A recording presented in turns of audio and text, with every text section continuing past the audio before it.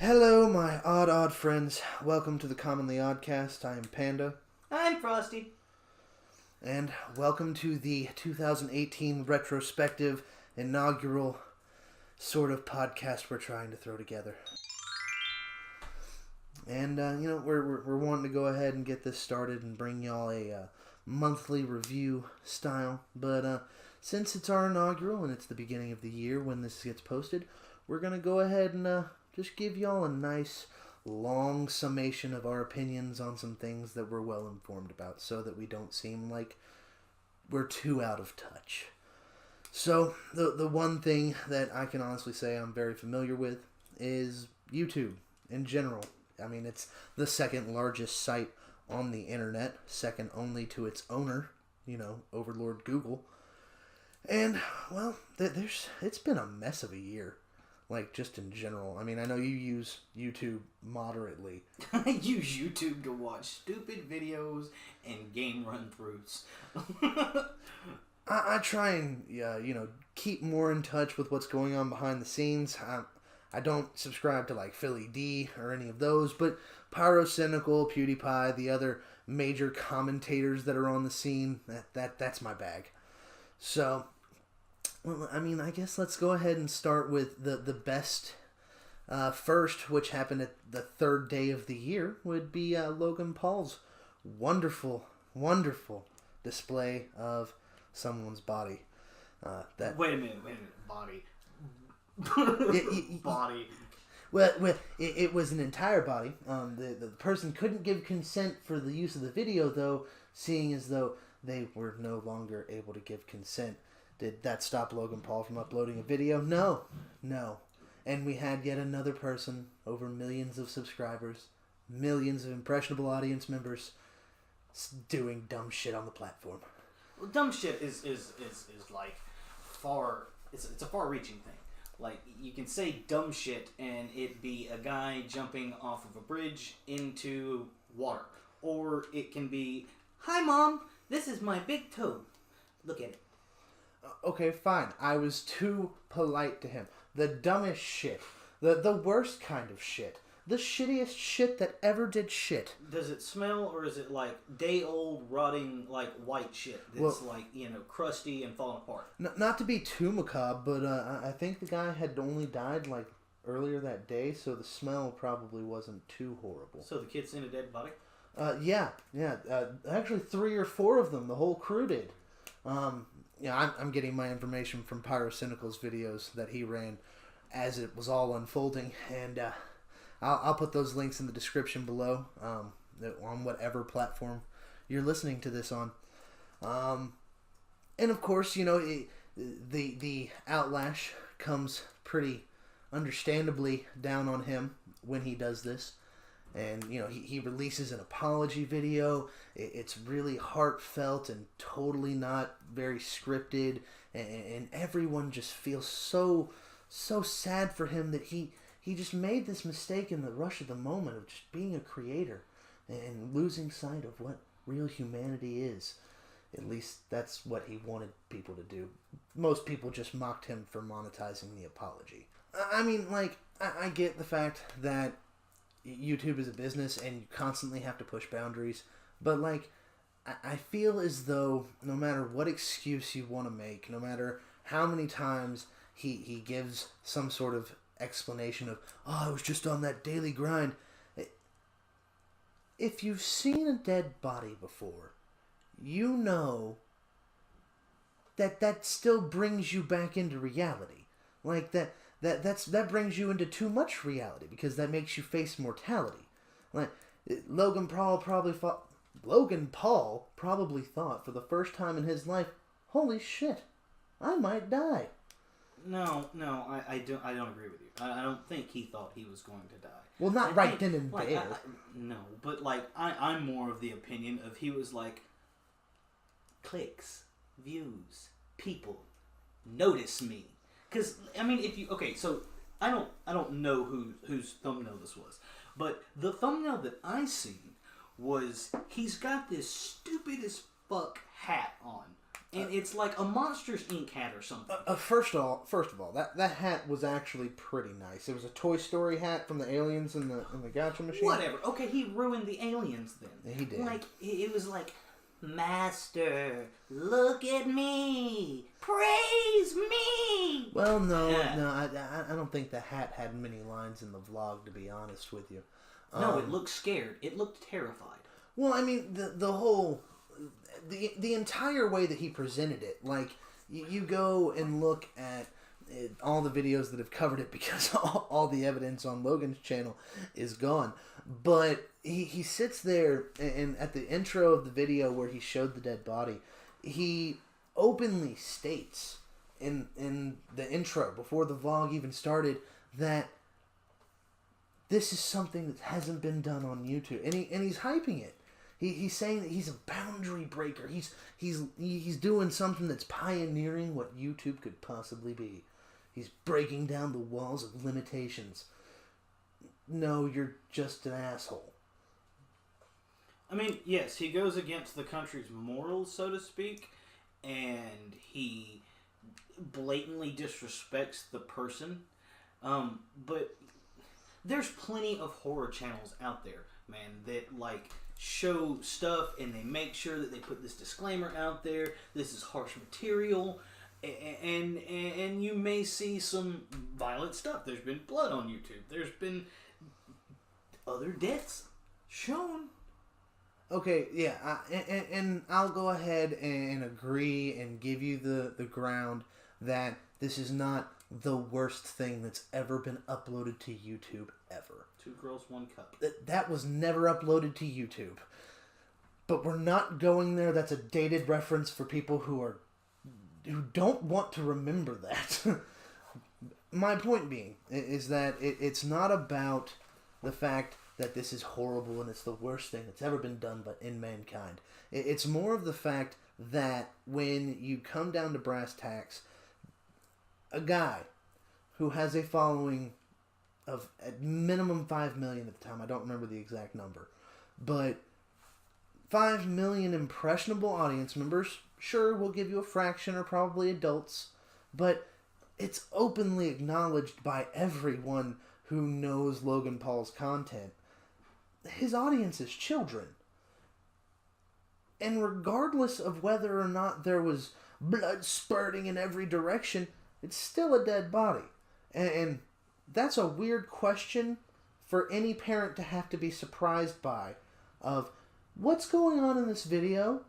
Imagine the friggin' horror you would have if your child came to you and said, Daddy, this really cool YouTuber I like said he saw a dead body. What does that mean? What is all this? That's irresponsible for you to put out.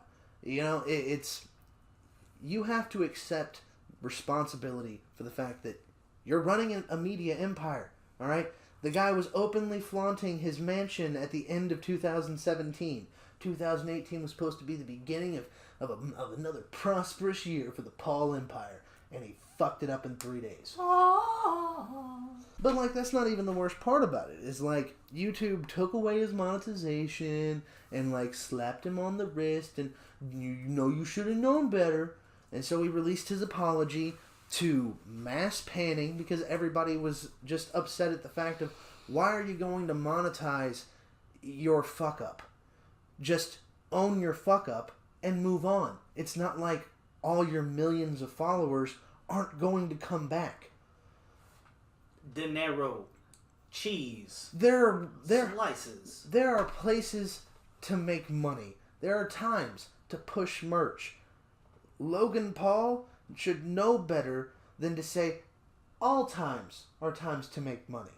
When you fucked up that bad to the point that even people who are supposed to be behind your back no matter what are saying, nah, dude, you fucked up. Maybe let's take a humility pill and take a step back. They have those? Mainly it's in those yellow demonetization symbols. Oh. Yeah, they always remind me of, like, just hard to swallow pill memes. You know? Yeah, well, that makes sense. And, like, the worst part of it all is, like, it's not even that he monetized his apology video. It's not that he tried to openly monetize someone's death. It's the fact that YouTube took way too long to take any direct action, and they've still made him the poster child of the year. Well, yeah, I do have a question for you, though. Like, even with that, how much screen time did he get in this year's recap? Like, was he even in the recap? No, the Paul brothers weren't in this year's recap. Ooh. But this rewind, it was more about multiculturalism and being more diverse. But that's a whole other issue that I'm going to get into later. Don't you worry. I'm going to remember YouTube Rewind. But back to the core issue of Logan Paul is like, the man fucked up.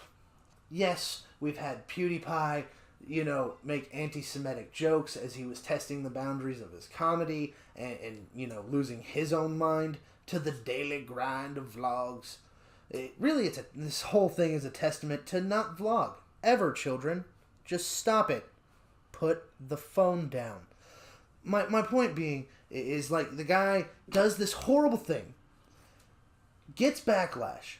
Everyone's talking shit. Everyone's making videos back to back to back to back about how he messed up. Wasn't it Nerd City that done the whole breakdown of why he's an idiot? Well, no, that was... Nerd City did a video on why Jake Paul and all his content... I get the two blonde bastards mixed up. Well, they're fucking identical. It's like, do you like vanilla or do you like vanilla? It's the same damn dish, just one has a receding hairline and the other one hasn't got his yet. Well, to be fair, vanilla's nasty. No offense to anybody, but vanilla's nasty. Pick some flavor, please. Yeah, like pistachio or some shit. So he goes and does all of this wonderful pandering and making money off of dead bodies and apologizing for monetizing dead bodies. And everyone hates Logan Paul. So what's the obvious response from YouTube? Well, let's give him a pay-per-view special. Let's let some British dude beat the shit out of him. That should do. Well, I mean, did he get the shit beat out of him? No, it ended in a tie, and everyone's pretty sure it was just a setup. Because, less than an hour after everything was done and settled, they had already announced the rematch. To no one's surprise. God, that's fucking... It's really sad that you can step into a ring, throw a few blows, everybody goes, ah! And then you're like, yeah, I'm gonna come back and we'll do this again. Let's go. Well, CM Punk thing. Like, people were talking about how he was gonna fight CM Punk, and, like, no offense to Punk or anything, he's not a good fighter. He's not. But even though he's lost 2 fights, he was smart enough to say, I'm not doing that. I'm not putting someone inexperienced in a ring with me and like going toe to toe with him. Because CM Punk's got 2 things. Either A, he gets beat by a YouTuber and his fight career is over. Nobody will ever take him seriously again. Or B, he kicks the dude's ass and he just looks like an adult beating on somebody. Well, if it would be any consolation, he would have gotten numerous cheers and applause from all the people on YouTube. Well, I mean, other than the millions that followed Logan and Jake Paul. But everyone else would give him a nice, good golf clap. It just blows it boggles the mind at how YouTube has treated all of their creators. I mean, you have creators doing even more scummy shit. Not necessarily recording a dead body scummy, but definitely scummy. I mean, like, let's talk about the one thing that, to be honest, I couldn't help but laugh at it completely falling apart before everyone's eyes, was TanaCon. Good old Tana Mongoose. The whole... YouTube shafted me at VidCon. YouTube doesn't run VidCon, by the way, just to clear that up. But VidCon doesn't give me a featured creator spot, so I'm going to make my own con, like 2 blocks away from VidCon, to compete with them directly. And then sends out the letters and makes the videos announcing and says that everyone who comes is a featured creator. But you can also buy a VIP pass and not have to wait in line, right? So she baits all these people into saying that there are free tickets. You can come and you can see everything at TanaCon for free, and it's good for everyone involved. No cover charge, but if you choose to pay the cover charge, you're a featured fucking creator, which was actually in the letters that she sent out when people bought the tickets. What it said featured fucking creator. Like the whole concept that everyone's special. And the worst part of it was that she treated like no one was special. She sold 5,000 tickets to a hotel ballroom that could barely hold 1,200. Like, this whole first floor of this hotel that she set up in had a capacity of just over 1,000 people. But she sold 5,000 tickets. Well, yeah, there was something. What was it, like people outside getting sick due to the heat, waiting to get in that thing? There's footage all over the place. I mean, I got most of my information on it from H3H3. They were really good at covering TanaCon. Well, there was another. The video that you showed me was from. Dubs. iDubbbz? Yeah, well, see, iDubbbz. iDubbbz thing with Tana Mongeau was the content cop that. Ooh, that's a subject for another day. We'll jump over that one. Since you're still in the YouTube and shitty people topic, there. The other day, this along with the crappy foot stuff. There's a channel that had this dude just beating the piss out of a cat. Oh, well, I mean, we can even go back to, like, Rob Dyke days, where Facebook videos, YouTube videos, the sheer amount of content that the internet allows to be in existence, and the sheer shittiness of people from time to time, there's going to be things out there that the majority of people will say, I don't like that. That's bad. Well, that begs the question, though. Like, do we apply censorship? Do we ask for censorship? Do we band together and say, no, we can't do that? Or do we allow the internet to still be free form? Do we allow people, regardless of the crap it may be, whether it may be a dead body in the street or in the woods, or pain to animals, do we allow it all? The thing we have to say in this kind of context, it's not about censorship. It's more about containing some sort of order. YouTube has terms of service. Every website has terms of service. These people who break the terms of service by creating content that is overtly graphic, by causing pain to a cat, or by showing dead bodies to children. No matter what it is, there are certain things that we can all come to the conclusion is bad. This is shit. And I think that YouTube has lost sight of the fact that without the users being actively participating in the whole situation is what creates YouTube. But I want to dive back in on that when we go to talk about YouTube Rewind, because this year's Rewind has definitely shown a lot of what YouTube thinks is the status quo. So what do you mean by that? Like, because like when we were talking earlier, yes, I use YouTube for funny videos and walkthroughs, but like I use it as a tool to get me to my game knowledge. I want to find out what's the hottest thing or what's going on in that universe. But you were talking to me about it the other day, and you were like, these big creators are only getting blips. So like, I don't understand what that means for the creator. Like, what does that do to them? Okay, so then let's just go ahead and jump ahead and talk about YouTube Rewind, because of the simple fact that it's still fresh-ish, in everyone's mind. The fact that 2018's Rewind is the most hated video on YouTube, at least at date of recording. I don't know what the hell could be uploaded to beat that anytime soon. But the main thing that YouTube Rewind really shows is that what YouTube wants to represent itself as is a wonderful place for advertisers to find safe content to promote their stuff on.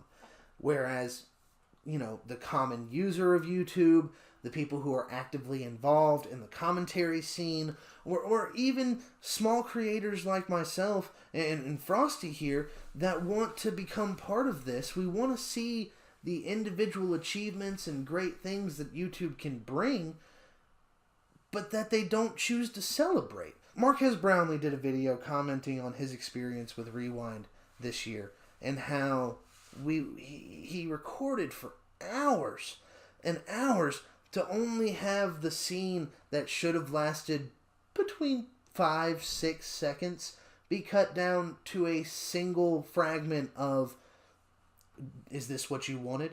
I'll link his video where he comments on all this down below. But the main thing that he talks about, and even last year there was a British YouTuber, God, I cannot remember her name, but the link to her video will be down in the description as well, who talked about how she was on set for a week trying to get her turn in the spotlight. And you have these creators who, yeah, sure, they're over 1 million, but they aren't moguls. They don't have all the money in the world, at least, for the average over 1 million subscriber YouTuber. I mean, Marquez, he's got an industry. He's sponsored. He's got merch. He could take a couple days off. But like a person who's just barely over 1 million, especially in this year's climate, taking days, not even a single day, off of your grind can throw your entire upload schedule off. And you're not getting paid. These YouTube creators who are in Rewind don't get compensated. That's some shit. You'd think that YouTube would take the time to acknowledge the fact that these people are making money on the site, and we're calling you out here to celebrate who you are as a creator and the community that you've built, but yet we don't want to say, here's some, I mean, even if it was a small compensation, here's $500, here's something, just to say we appreciate you, we thank you for bringing people to our site. Oh, they get paid in the wonderful currency of exposure. Congratulations! You got a gold star. Now give me something tangible. Well, you also have to think about the fact that for content creators on the internet, the one thing that everyone wants to see is that wonderful subscriber count grow. By the way, if you're liking the video so far, like and subscribe. Clicky, clicky. Oh yeah, and the bell, that thing, or whatever the hell the platform you're using on says send me notifications. Do that, and we'll keep, burrowing into your ear holes. But they want to see that growth. Ear holes. That's what everyone wants to see. Everybody wants to have the situation of growth. And to have YouTube Spotlight be on the Rewind, and that pushes to everyone who's even just there for a freaking cat video or a TikTok compilation. That's what everyone's going to see. So yeah, you are getting exposure. I get that. But when you take all of this hard work and you cut it down to a fraction of a second, how is that exposure? Well, it's like putting a movie on fast forward. Yeah, you get to see the whole movie, but can you really tell what's going on? Well, I mean, I've watched all the Rewinds since 2014. Whichever one had PewDiePie on the beach, sensually caressing the YouTube Rewind button. It was a life-changing experience, personally. But do you want to caress a Rewind button? Well, I mean, maybe one day. No, bad Panda. If they'll pay me, you know what? I'll go ahead and do it. I'll let a disembodied voice caress a YouTube Rewind button. Why not? It'll be new. It'll be fresh. Fantastic. Let's pander some more. Pander! Well, no, that's what YouTube's doing now, and that's what got them the most disliked video on their own platform. Oh, so you're not a pandering panda? No, I don't believe in pandering. I'm going to be myself. I have unpopular opinions. I'm trying not to show them too much yet, but soon. You're a poofy panda. Shut your whore mouth. My point, the thing that is the problem with being paid in exposure, though, is that you actually have to be exposed for people to see you. Do they link any of the creators in it, or are they like? Oh, they'll do it. They do a nice little credit sequence, and they annotate and let you find all the creators that were involved. But the problem is that if you only see someone for a half a second, and then it moves on, and you don't know what the rest of that scene was supposed to look like, when they show you another snippet that wasn't in the video on the point where they actually show you the creators in the video, how are you going to recognize them? If they were a blur motion, how are you going to know who the hell you liked? And you're not getting a sense of their content, you're getting a sense of whatever YouTube Rewind's theme was. Well, okay, so, like, I know that when I click on a video and it ends, at the end of that video, there is these, you can find these other videos, and then there's, relations, click-offs, whatever they are, I don't know. Okay. I'm an idiot. What you're trying to talk about is the suggestion feed? How did your suggestion feed change after watching that video? Did you get some of these creators to pop up? No. Damn. Because the YouTube's algorithm doesn't recognize this video as a creation of all these creators. So you're saying that Daddy YouTube doesn't love me? No, Daddy YouTube wants you to bring in ad revenue. That's what Daddy YouTube wants. And if you don't bring in ad revenue, then fuck off. Oh, okay. So the major takeaway from YouTube Rewind is that you're not seeing any real representation of what YouTube has created over the year. I mean, the fact that these people sacrifice time, effort, and potential money off of videos that they could be uploading is a sacrifice on their part to a corporation that doesn't even give them the proper representation in their own video. Like Marquez Brownlee's example that we'll clip in here. There's a whole clip on someone's hard drive somewhere back at Port LA of me like landing in the bus, realizing where I am at, like looking down at my costume, understanding that I'm on a bus and the bus is flying and this is the Fortnite bus and Will Smith put me here and we're gonna have to jump. Is this what you wanted? It was all of that, but then the actual clip got cut down. YouTube Rewind has constantly been below 10 minutes, alright? You have Marquez Brownlee's clip that should have taken maybe 4-5 seconds to take full place be cut down to all of a second. Now, if you extend this 8-minute atrocity that was the 2018 Rewind, and let's just say bump it to 10 minutes and 1 second, the wonderful multiple ads per video number that most people try to reach nowadays just to even have a potential ability to make any money, YouTube could have actually, the people who created that video could have actually had each scene develop. And then you can actually see these people, act. Okay, so would YouTube have made money if it had been a 10-minute video? Or YouTube could have made more money. Okay. My thing is, like, even if you don't make it 10 minutes, right? This is supposed to be a year's worth of retrospection in a single video. Kind of like us. Yeah, and you see, we're already way past the 20-minute mark, and we're just trying to talk about it. So, like, we're sitting here in a situation where you have a whole bunch of things you're trying to fit into a video, but you won't actually put the time on the video. If it's YouTube Rewind, everyone's going to look for it to make videos off of it, to share it, to look for their favorite creators. Alright? If you make it longer, you allow more people to actually enjoy the content. Well, though, okay, so to play devil's advocate, say YouTube's dudes had this idea where, okay, so we make this video, we make it 8 minutes, right? We piss a shit ton of people off, right? And then there's going to be more videos made about how this was not as good or not as creative as it should have been. So therefore, more people are going to comment on it. They're going to make videos on it. They're going to say, this was shit. This was horrible. Why did they do this? They don't care about us. They don't really, it doesn't matter. But, however, they have just made a video for all of the creators that are in that video to then respond to. They're going to make the money off of it again. You're going to have people go, dude, like, I was so screwed. I was out there for a week. I spent hours and hours and hours out there. And their followers are going to go, dude, that fucking sucks. I can't believe you went through that. More mentions on Twitter, more retweets, more sharing of that video. YouTube's horrible. We don't love you anymore. But we're going to keep using you because it's the only platform that I can post something on that people can actually actively get to without some form of subscription that takes out of their wallet. For the most part, unless you're some kind of donor for another website.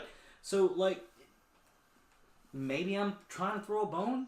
Just a small one? Well, I mean, you're definitely the odd man out trying to defend YouTube. Hey! But if that were true, just for the sake of entertaining it, if we look at the situation of YouTube trying to be all clever and say that let's just do something controversial and get views, then the situation, that's a dangerous path to tread.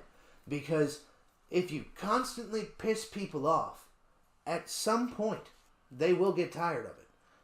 I believe it was Tillian in the great masterpiece Cocky. They're getting a little too cocky. Okay, well then, to be fair, since you're still on your YouTube rewind, the past ones suck. It's been a downward hill. The first, 4 years of YouTube Rewind were solid. They had pretty good like ratios. They still do to this day.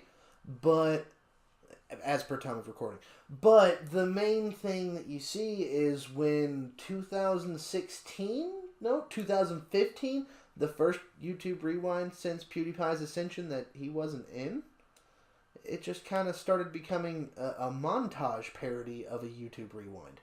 I mean, yeah, we have to include more people and more, bigger, better production value. Woo! But you're constantly... It's like they added more and thought if we just speed up the pace and constantly keep shoving more into less, then by the time we're done, we'll be able to just show as many people as possible and everyone will be happy. It's like they should have just stood everybody in a line and ran past them with a camera. It probably would have worked better. It's like, okay, so everything you've said so far, though, it seems as though you're building this bridge off of the fact that PewDiePie is a catalyst. Like, to me, it's like you're saying, okay, so PewDiePie does this. We react, he gets moved off, things go downhill. PewDiePie done this. He was here. Things were good. Blah-de-blah-de-blah-de-blah. Pie. I think that it's not that PewDiePie wasn't there. I think that it's the attitude towards people in general. Like, once you start to see YouTube cater towards advertisers, because let's just look at the layout of events, right?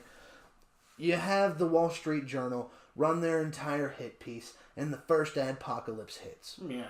Everyone loses money. Everyone's struggling to get the valuable resource of ads. Yes. You can stop that now. No.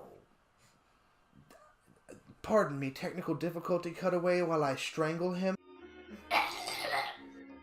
My point being, right, is if we look at the grand scheme of things, it's more or less 2015, 2016 era YouTube started giving more precedence to the advertisers, to corporate entities, the people that bring in money in lump sums, than YouTube getting a cut off of whatever revenue that actual creators bring in.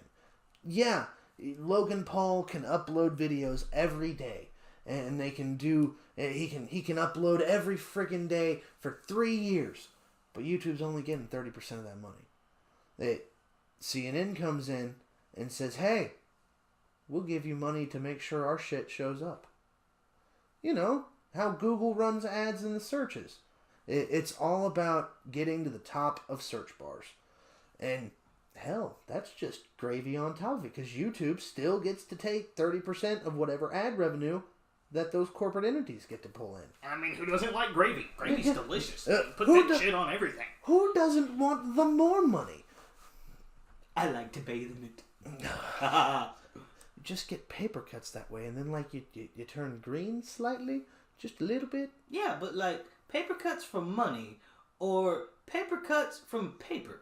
Like, which one's better? Wouldn't you just want to be cut by paper? I mean, my thought. Shit. No matter what you want to look at in all of this, is that YouTube has basically said corporate money is more important than the whole of individual creators. I mean, we've seen this throughout the year with PewDiePie versus T-Series. The largest YouTube channel that's going to be the flagship of YouTube. The fact that no one seems to want to make the argument that if T-Series becomes the most subscribed channel on YouTube, it's the mark of what everyone claims will kill YouTube. Because from its inception, YouTube has been a place for people to come and go ahead and upload their thoughts, their ideas, their content by themselves and not have to find a way to monetize it through horrible means. My main thing is that we're talking about a turning point not only in public perception, because public perception of YouTube has been going downhill for years now, but we're then coming into a place where it's becoming actualized. There's evidence that YouTube cares more about a corporate entity being the flagship channel than an individual. Well, okay, but like, is that due to new areas in the world opening up and new possibilities for people? Or is it just, you know what, we want the more money? It's weird. It's like you have a MatPat video in your ear or something. Yes, MatPat, Game Theory, did a video about how Google is trying to throw as much money and favor towards India as possible for corporate means of establishment in rural areas. Yes, corporate elitism. Good. But if we want to look at the hard numbers, I mean, you've had people catch T-Series subscriber count moving up at 9,000 subscriptions per second. Okay? These live subscriber feeds that everyone loves to use so much. The whole thing has been totally shrouded in controversy, not only from the fact that this channel has blown up in literally no time and has made such growth that it's incomprehensible to some people. These numbers are fucking insane if you go back through their social blade. Is it actual people?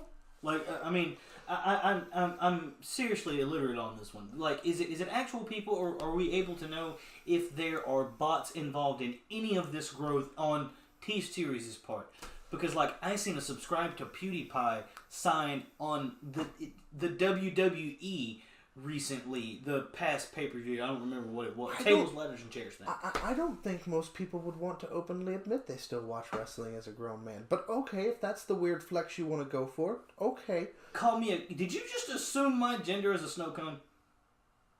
Oh, I'm sorry. The it you are comes off as a whiny bastard, so I'm gonna go ahead and call you a dude. Thanks for playing. Anyway, the whole gist of this is that, like, from the months that this has been playing out, we've seen people accusing YouTube of auto-subscribing new accounts from India to T-Series to fluff numbers. Of course, there's always going to be the suspicion of subscription bots, but there's no way to concretely prove it all. I mean, you can get in the general area of having some hard proof. Like, look at their subscriber number, right? All their subscribers have come in the past year and a half, 2 years. But look at the interaction on all their videos. There are comments, but nowhere near the amount that warrants the amount of watches they have. The amount of likes and dislikes. they aren't they don't make sense. If millions of people are watching this, why have only less than 3,000 of them interacted with the video? It just doesn't make mathematical sense. It all feels very orchestrated. I mean, I can see where you're coming from, but like coming from a personal standpoint, like previously, I have found it very hard to comment on videos or comments on Twitter. Like when you're new to the internet, and like I got to experience this growing up. I didn't get to deal with the internet really until I was like 16, 17. Versus my friend who lived up the street that had the internet from the time he was 10 up. It's daunting. It's sometimes almost terrifying to put your idea out there, even if it's just a, hey man, that's a nice video. Or, dude, I really enjoyed that clip there. Like, it's hard. And for a group of people that have not got to experience that, and then they're stepping into this new world, like, of course there's not going to be a crap ton of content. Not saying that there's not bright people out there, that there's not funny people over there. I damn well proved that there's hilarious people over there. I bet I could. But, like, isn't it safe to say that maybe, just maybe, that they're not used to doing that? I'd almost believe you if, in the same MatPat video you've been coming from, that YouTube hadn't set up free studios for people to go use.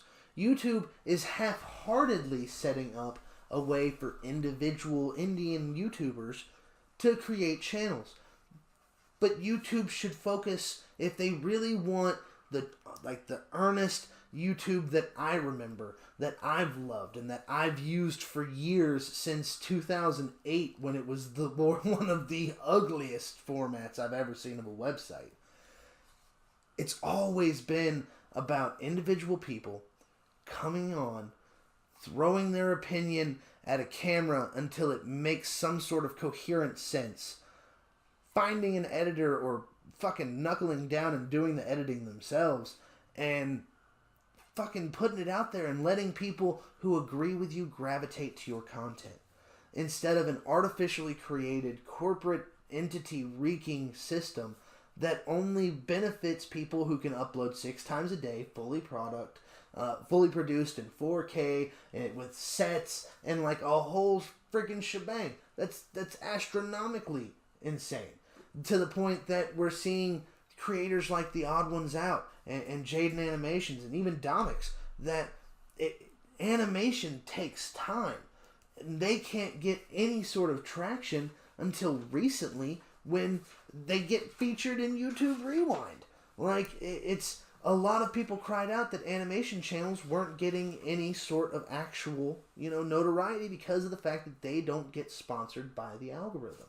To be fair, though, at least here, when you get a new phone, or when you sign on to the internet and you make a Gmail account, immediately that Gmail account can be linked to thousands of different things. And then you click on YouTube, and then you click that sign in button.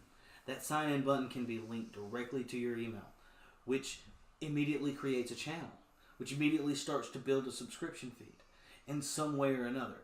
So, yeah, okay, so they've created these safe spaces for people to go to and make a YouTube profile and find people that they find quite interesting, but in a sense they've done the same thing here. Your Gmail will get you anywhere, sir. It's a ticket to glory, fame, and entertainment all the way. Take our train. Take a ride down to the YouTube street. You're getting on it with Gmail. It happens. What do you get with Yahoo? You get shitty political thoughts and updates on celebrities you don't give a damn about. I can't argue with that. There's a reason that Google has grown so crazily over the years. It's because they know how to play the system. They've spent years monitoring how people utilize the internet, what people look for, how people type when they look for things. And YouTube has done well to figure out a way to bring content to people who wouldn't normally see things. Once I actually started seeking out smaller channels, YouTube started feeding them to me. I started getting videos recommended from channels that had 3,000 subscribers. YouTube pays attention to what you watch. YouTube will recommend things that are similar to what you watch, things that have that crossover. And if we want to celebrate what YouTube truly is, then we need to start understanding that YouTube has always been about the consumer. Because if you consume videos, you can then react to videos with your own video. And so that's 2 videos for the price of 1 for YouTube. YouTube, the internet in general, I mean, let's look at how forums even work. It's all about having people who want to interact, and when they interact, they create content themselves, even if it's as basic as a like. That there shows the algorithm that that video's worth paying attention to. And if you don't start off with the ability to say what you like, and you're automatically subscribed, or you're region locked to only what's available from your country, that's forced. And anything that's forced eventually breaks. That's just the way every fucking thing is. I don't know, dude. Like, I force my foot in my shoe every morning and it still works. I mean, let's think of it differently, alright? Okay, so if we're going to think of it differently, I have a piece of bread. On that piece of bread goes mayo. On that piece of bread goes some form of digestible nutrition, whether it be meat or tofu. On top of that meat or tofu goes some form of vegetation. After that vegetation goes some form of sauce. Is there a point to this, or are you just hungry? I'm a snow cone. I cannot eat the delectable sandwich I'm talking about. Anywho, but so you got this sandwich, and you've personally created it. That's what you're saying, that the Western market and most of the rest of the world is, so to speak, just for generalization purposes. And then you're saying these new subscribers for T-Series are basically handed a McDouble, right? You get one, and you get one, and you get one. But does that mean that they're not both good? Well, okay, your metaphor kind of got away from you. I was kind of enjoying it for half a second or two. Let's say that all of the major markets, UK, US, China, all that wonderful stuff, everyone has access to an actual sandwich. All right? Yeah. It's wonderful. Everybody gets to hold it, feel the sponginess of the bread, get the aroma kicking off of the mustard. Good stuff, right? But India's the new Indian subscriber that's just now gotten Wi-Fi at the local place where he's connecting to the internet, is handed a drawing of said sandwich. Oh shit, poor guy. Yeah, it's you're giving these people the illusion of choice when you're just forcing it into them. Yes, T-Series makes 6 videos a day, but watch 3 days in a row. It's all the same shit. It's horrible soap opera editing. It's music videos mostly, because music is the most monetizable content on the platform, because no matter how much I may think my voice is sultry and enjoyable, no one wants to come back to this podcast and listen to it 15 times like they want to go listen to Beyonce. But it makes me melt. Yes, that's because I'm trying to kill you. Okay. Then I will finally be free. Then the ritual will be complete. So, okay, in a nutshell, you're saying that Logan Paul is shit, and this YouTube Rewind debacle is straight shit, and that between Pewds and T-Series, we have another pile of shit. But at least we got memes. That's a good thing. This shit breeds memes. So at least we've got that going for us. Oh yeah, well, I mean, yeah, we got funny stuff. I mean, to be fair, this podcast is a prime example, guys. Like, our whole shtick, our whole ideology here is that there's so much shit, and within that shit, we can thrive. Like, there's a bunch of bad stuff out there. There really is. And from what Panda is throwing at me here, I really don't want to get back on YouTube. Be honest with you, I don't. But there are certain platforms there that bring out an amount of joy in me that I don't get from network television. And there's not another platform, in my opinion, to my knowledge, and if I'm wrong, please, in the comment section, give me something to look for. But that I keep coming back, and there's this small hope out there that maybe, just maybe, somebody in some corporate area will go, maybe this is wrong. I mean, because if you look at it, though, that whole Article 13 thing, where people's going to be blocked off in other countries from shit, I'm not real well versed on that. I believe Panda is more than I am, and he might comment on it. The guy who wrote Article 13 doesn't even know what the hell's in it. Like, how the hell am I supposed to make sense of it? You have brains. You Panda. I has no brain. I fluffy, tasty thingy. People don't eat pandas. That's looked down upon. It's frowned on. I'm sure someone's eating a Logan panda. Paul might. No, he'd record it. No. Anyway, so you're saying that there's this pile of shit. How do we fix the pile of shit? Well, the whole I guess the thing I would try and say if I were going to attempt to tell YouTube what to do is understand that it's not all about advertisers. YouTube was built on videos that made no fucking sense in the grand scheme of things. Yeah, the whole cat playing the piano thing. I mean, even if we don't go through viral videos, one of the first creators I ever watched is named Ashens. All he did was go to Britain's version of a Dollar General, buy shitty toys or holiday event decorations, and review them, and just show for what they were. And he gets millions of views. The man still has been doing videos for 10 years. He's still on YouTube. Damn. For years. Consuming YouTube, being a horrible, horrible consumer of content and not realizing how important likes are and comments and interaction is, you see that it's always just been about people. And, you know, in a day and age where more and more people have access to the internet and can look for the things that they enjoy, can look for the whole shebang, kit and caboodle, and whatever other analogy you can think of or turn of phrase is probably a more appropriate term there. I can word. Don't look at me like that. The more important point to take from this is that YouTube needs to pay attention to the audience. It's not about advertisers. Because when you turn around and say that only advertisers are important and that you don't care about what the consumer of your content wants, then the consumers are going to go elsewhere.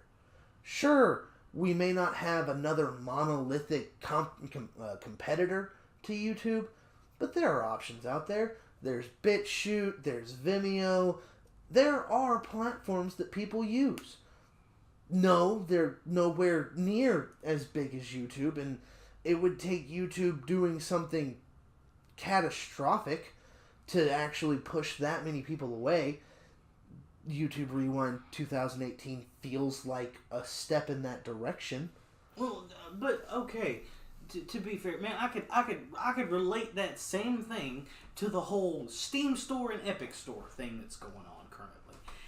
That's gonna be for your episode. I am getting to that. Would you let me throw my "I'll talk about that later" nonsense in there?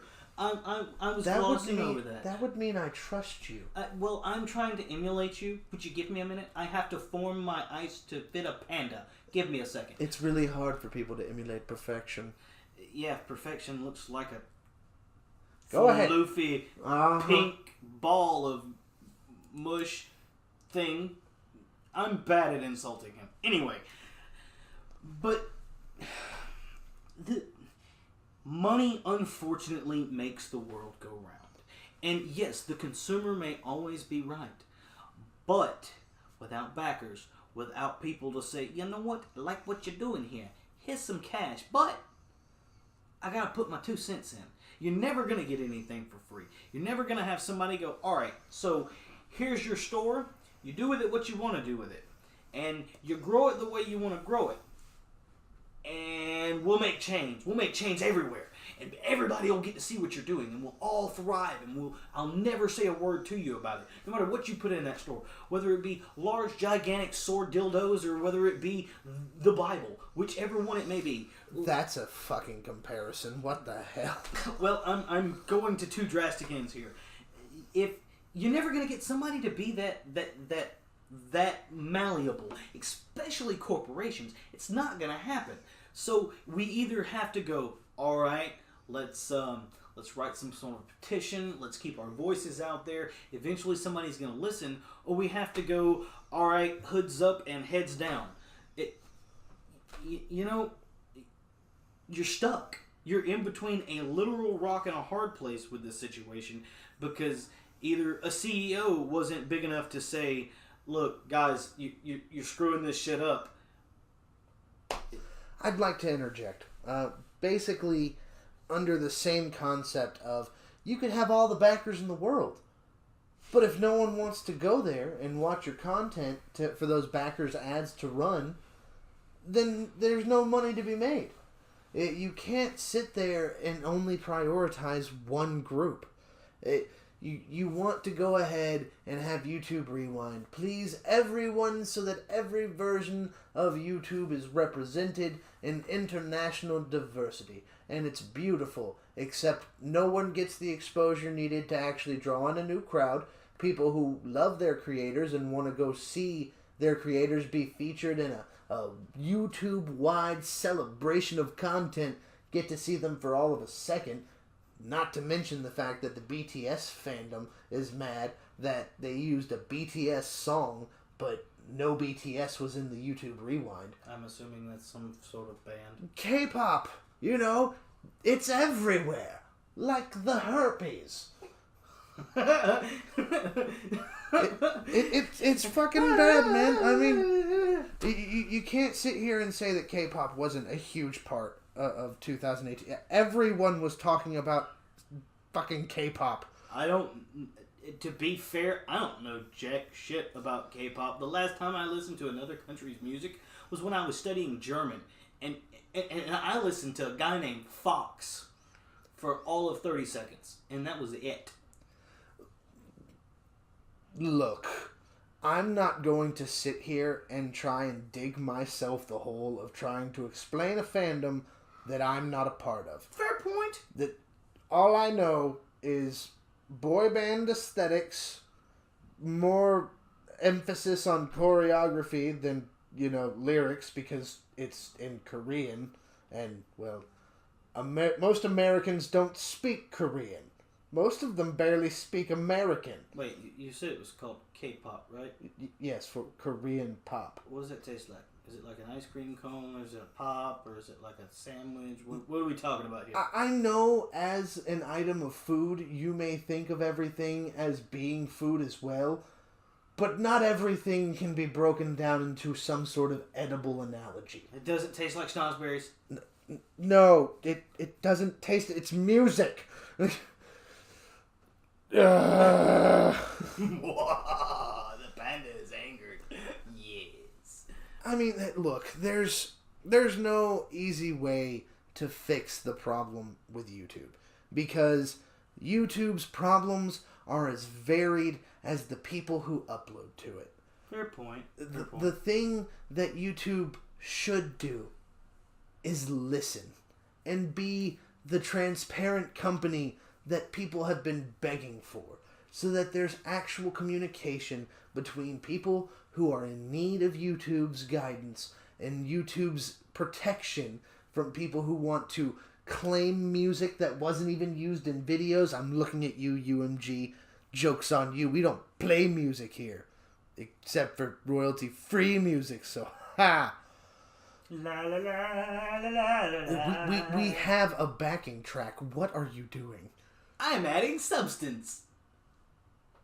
You're a fucking snow cone. Your literal definition is ice chips with coloring. There's no There's substance. flavor in that coloring. Oh, yes. Sugar. Tiger's blood, Oh, thank you. Get the fuck out of here, bye-winning Charlie Sheen wannabe. There's blueberry cheesecake, too. Whatever. The whole point I was trying to get to is that, again, the problems can't be fixed by a single thing. But if YouTube were to take each issue and actually address it in a way that could actually, be interpreted as YouTube caring, that would at least be a step in the right direction. But, that's just my common opinion of it. I think it's a pretty odd one, but, that's just me. Who listens to a snow cone? Apparently me. Yay! Well, to move forward, I mean, that was a nice conversation on YouTube, and there's some valid points there. I really do agree that companies should care, and I think that some form of the people standing up, and I think this is a perfect time to do it too. People standing up to say, we don't like this, we don't appreciate the way that you're treating us, is where we're at this point in time. And it just takes a couple of people to stand up and say no. I mean, I know that sounds like a sorry ad or a random commercial, but that's what our society has been built on. And I mean, if you look at it from, if you look at the whole Fallout 76 thing, man. Oh, Jesus Christ. I know, it's a horrible thing and nobody likes it, and there's only 5 people playing the game, but Bethesda thinks 5 equals a million, okay? That's what we're looking at. But you have a canvas bag, a simple canvas bag that, yes, it was a part of a $200 bundle, but they showed this thing to be of a certain quality. And I'm going off of the quartering here. He put out a pretty good video covering why this was an atrocity. Link in description below. Bing! But they sent out this plastic, almost trash bag type thing to all these people that spent $200 on a multiplayer experience with no NPCs, a broken system where if you oops and drop one too many bombs, the damn server crashes, and reskins from their previous 2 games, and gave them a shit product. I mean, yeah, it was a cool helmet. Good on you, Bethesda, for sending a mock helmet, but you showed these people a bag that looks nice, that could hold stuff and actually work for them, and then be able to show themselves off as a fan of this company that is, yeah, there's some small bugs in the game, but it's been a glorious company that cares for years, and it's garbage. But you have people like Young and Jeremy from the quartering that took a stand, and the people on Reddit that opened their mouths to say, look, this is some BS, you sent me the wrong thing, and I want it fixed. What was Bethesda's response? What do you think Bethesda did? I assume they shit their pants. No. They handed this peon a piece of paper, so to speak, and said, here, say this. The peon then proceeds to tap-tap-tap-a-roo away and say, sorry, we made a mistake. Here's 500 atoms, which, by the way, is an in-game currency that might get you a beard on your character. You can't even get the cheapest haircut with 500 atoms, which, by the way, to change the color on your power armor costs $18. Shit. Yeah, it's goddamn ridiculous. And I mean, to be fair, they finally fixed it. They're going to be sending everybody out their bags now, except everybody got their fucking information shown. A bunch of people got doxxed. You've got to love security. It's kind of bad, man. There's screenshots up that was on Twitter recently of a person's name, what kind of card they used to order it with, and their address, I believe. Correct me if I'm wrong on the address part, but I'm quite sure that was there. And all they could say was, "Whoops."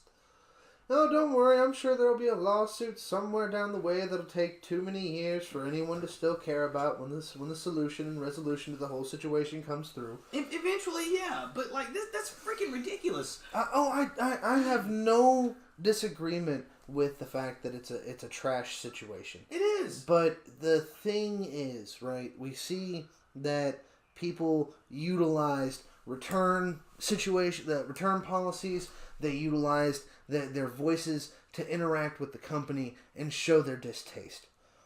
YouTube, the only way to truly tell YouTube your piece is to create a video. To say, no, this is bad. We don't like this. Or, if you don't have the means to create your own content like we're horribly attempting to do so here, use that like and dislike button. Show YouTube your interaction with the content. Don't be like young Panda and think that, oh, well, if I just don't interact, then no harm, no foul. By not utilizing the feedback ability that YouTube has built in, we can't teach the algorithm to truly value things. Right now, the algorithm is thriving off of babies who are sat in front of computers and abandoned. But right now, as YouTube is entering this, well, not entering, as YouTube has continued for the third year through the turbulent era of not having enough ads to go around with anyone, this right now is the time where people, as individuals, have the ability to say something. Mr. Beast going out and buying billboards as an individual to get people to subscribe to PewDiePie. That you have this amalgamation of people from every different walk of life coming up and saying, I'm doing my part in advertising an individual. Sure, the whole concept of one vote doesn't count. But we're always told it does. Well, I mean, when you see people banding together to say, I don't like this, more people are generally apt to join in if they see someone else doing it. I mean, if you look at the whole Bethesda thing, when people were pining for a refund, even though they got told no, the more that people spoke up about it, the more that people made videos, like you said, and utilized YouTube, and then their subscribers took and shared that video on Twitter, shared it on Facebook. Bethesda had to react. They had to go, oh crap, and they started issuing refunds. I don't know if they've started doing it for the digital copies yet, because their excuse was, oh, you opened the game. Well, I mean, that's always been a problem with PC gaming in general, is that return policies are kind of hard when your product code is only good for one use. I mean, what happened to the days of demos, man? Like, I know this may be me speaking from my age or something. I'm 27, by the way, so I'm not that old. But back in the day, man, you got a disc. It had a trial on it.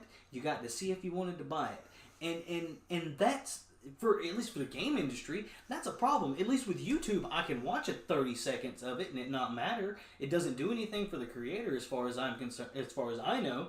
And if I don't like it, I don't have to deal with it. But buying a game nowadays, you can't buy the game and try it and go, ooh, I would like to return this, because either GameStop's going to give you half back on it because you opened it, or Steam or the storefront is going to say, you paid for it.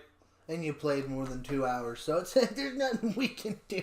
Even if everyone who has talked about this game online has said it's fundamentally broken. Sorry. Yeah. I get the outrage. I truly do. I mean, Angry Joe went ballistic on how broke the game was, and how the fact that the final boss of the game, spoilers by the way, is just a reskinned dragon from Skyrim. Like, what in the fuck? Or they were walking out into a clearing, and one of the guys was like, "Do you see it?" And there's gunfire going on, and the next thing you know, oh shit, there's a helicopter, and it's like 20 foot away from him, but he's walked all the way out, and it appears. That is ridiculous. Well, I mean, we could sit here and talk about how games are constantly in a situation where they're trying to push money, right? That everyone wants to make money. Trying out games doesn't make money up front. Sure, it might sell more for the long haul, but up front, people, you don't get the people who are just going to be too lazy to take it back, or the people who will resign themselves and say, well, I guess I own this shitty game now. Like, and there are demos. Before we start getting comments and tweets saying, oh, y'all are just dumbasses, there are demos. They're just hard to get to. They're not at the forefront because nowadays, advertising for any product, whether it be a video game that's being put out, it's everywhere. It's YouTube ads. It's Let's Players. It's you fucking name it. There's an avenue to advertise your game through there. Okay, so advertisement's one thing, but like it's either an overtly rendered video that is not actual gameplay that you get to see this wow cinematic that may or may not actually be in the game, by the way. Or hashtag Colonial Marines, hashtag never forget. We will survive! But you get that, or you get this really crappy opening playthrough of a guy going, well, I've got this new gun, and it shoots, and I kind of like the recoil. Or like there's these sliders that change the person's face ever so slightly. Or we get Mass Effect Andromeda. Well, first, I think it's important to recognize that demos, that as we knew them growing up, were on demo discs that came in, like, PlayStation Magazine, right? They were included as part of a magazine subscription. Okay. They were literally being used as advertisement. Fine. I pay $60 a year for PlayStation Plus. People pay $60 a year for Xbox Live. Where's the demos? They're in the store. They're just hard to get to. Exactly. It's redundant. I'm paying a subscription fee that's more than a magazine, by the way, because we spend, what, between $14 and $20 a month on Game Informer, and that's a magazine, but I'm paying a subscription to play a game, and I can't get a, hey, these are the demos for the games coming out this month. Would you like to try level 1? I actually think, like, Game Informer through the GameStop program is, like, $18 for a year. Give or take a couple of dollars. Well, I mean, I'm just trying to make sure we're as almost accurate as possible. There's some change. Okay, fine, whatever. But, I mean, you spend this money, and you expect a certain quality of product. Especially with something from, like, Bethesda, who has put out these massive time sink games that people have ranted and raved about for years about how great the story is and how involved they were in this game. Hell, how many times has Skyrim been remade? What, 500 now? 413, 415, it's around there. Arbitrary large number, yes. But, like, and then you put out something from that's Fallout 76 that Todd Howard said, it just works. It just works. There's no NPCs. There's nothing to really do. And by the time you reach level cap, if you reach level cap before you quit playing, by the way, it's just nothing. I mean, hell, at least Elder Scrolls Online had NPCs in it. For Christ's sake. I've played that one. Not to go ahead and, flaunt on myself, not that I have any proof about it, but when Elder Scrolls Online came into existence, Bethesda, I made the comment that Bethesda makes single-player games. That is their bread and butter. It has been for years. Why on God's green earth am I going to believe that I'm the only one who can save the world when there's 50 other people right ahead of me that they just said that to? Yeah, it just kills the immersion completely. It doesn't play to Bethesda's strength. I get it. Monthly subscriptions, constant people playing, and microtransactions out the ass. But the age of microtransactions is coming to it's gotta come to an end. With I'm gonna pause you right there. You're right. It is coming to an end. It's becoming ads in games. And not just your Gatorades or your Nikes on the footballs. Frosty. Before you get all heated up, this video's gone very, very long. So let's go ahead and let our listeners know that this is part 1 of a 2-part series of a 2018 retrospective. If you enjoyed the content, please keep an eye out, subscribe, hit that notification bell, and you'll see the next episode. Love me, listen to me get heated. Please follow us. We have both of our own personal things. Lovely Snips is going to put our social media up on the screen. I'm going to go ahead and say it anyway, though. You can follow me on Twitter at @OddlingFrosty. I would appreciate the clicky, or at least just a hi, how you doing, buddy? You can follow me at @OddlingPanda. You don't have to be nice to me. Talk shit. I enjoy it. He eats it. Comments. No. Anyway, or, thank you. I'm stopping him again for another arbitrary plug-in. You can actually follow the podcast at Commonly Oddcast. We're constantly interacting with each other there. We're throwing random memes or random topics, and that's just a little bit odd. So Ha ha ha ha ha ha! So organic, totally not forced. I may have let a little dribble go. I'm sorry, my red is running. Anyway, thank you for spending the time with us today. If you're still here, then God, why? We're not that interesting. I mean, well, maybe I am.